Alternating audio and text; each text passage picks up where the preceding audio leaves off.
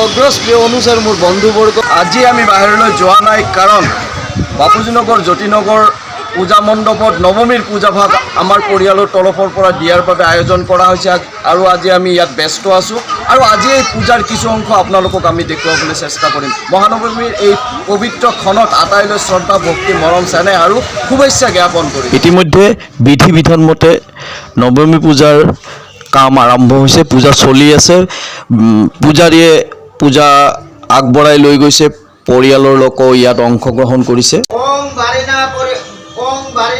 পৰিয়ালৰ মহিলাসকলেও এই পূজাত অংশগ্ৰহণ কৰিছে আৰু নৱমী পূজাৰ কাম ইতিমধ্যে আগবাঢ়ি গৈছে আৰু আমি এয়া আপোনালোকক দেখুৱাব লৈছোঁ পুষ্পাঞ্জলিৰ দৃশ্য।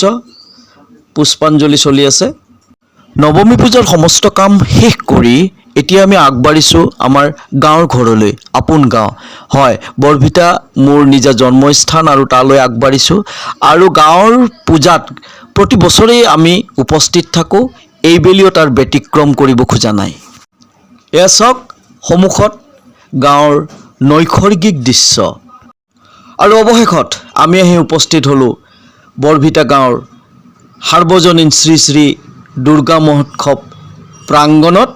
আপোন গাঁৱৰ প্ৰতি যি অনুৰাগ সেই কথা ভাষাৰে বৰ্ণনা কৰিব নোৱাৰি আৰু সেই টানে বাৰে বাৰে লৈ আহে নিজৰ গাঁৱলৈ। দুৰ্গা উৎসৱৰ এই উখল মাখল পৰিৱেশত, এই আনন্দমুখৰ পৰিৱেশত পুনৰ আহি উপস্থিত হৈছোঁ নিজৰ গাঁৱত আৰু এইখন বৰভিটা গাঁৱৰ একমাত্ৰ পূজা আৰু এই পূজা ইতিমধ্যে সোণালী জয়ন্তী অতিক্ৰম কৰিছে। আহক আমি ইয়াৰে ভিতৰৰ কিছু পৰিৱেশ চাবলৈ চেষ্টা কৰোঁ। এইবেলি 51তম বাৰ্ষিক পূজা। যোৱা বছৰ সোণালী জয়ন্তী বৰ্ষ উদযাপন কৰা হৈছে বৰ উল্লেখ মালহেৰে। বৰভিটা এখন খুব প্ৰাচীন গাঁও। বৰ্তমান বৰভিটা গাঁৱত যি সভ্যতাই বিৰাজ কৰিছে, এই সভ্যতা মানৰ আক্ৰমণৰ পিছৰ পৰাই আৰম্ভ হৈছিল বুলি বিভিন্ন তথ্যই জানিবলৈ দিয়ে। পুৰুষ মহিলা উভয়ে গভীৰ শ্ৰদ্ধা ভক্তি আৰু আন্তৰিকতাৰে গাঁৱৰ এই পূজাখনত অংশগ্ৰহণ কৰে আৰু পূজাখন সাফল্যমণ্ডিত কৰি তোলে।